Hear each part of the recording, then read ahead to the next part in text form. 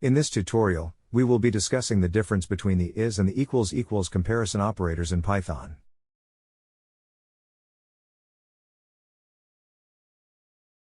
Here we have three variables.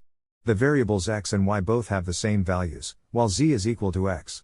We will be using the comparison operators to compare these variables. Notice that when we use the equals operator, it returned true because x and y have the same values. However, when we use the is operator, it returned false because x and y are two different objects in memory. When we use the is operator to compare x and z, it returned true because they both refer to the same object in memory. Let's look at another example.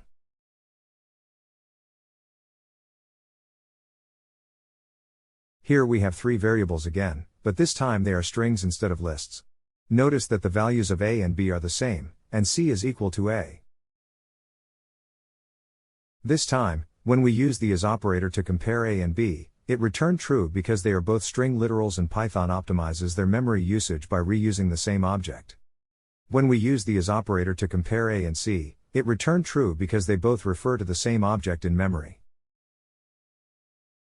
In conclusion, the equals operator is used to compare the values of two objects, while the is operator is used to determine if they refer to the same object in memory. I hope this tutorial has helped you understand the difference between the two comparison operators in Python. Happy coding!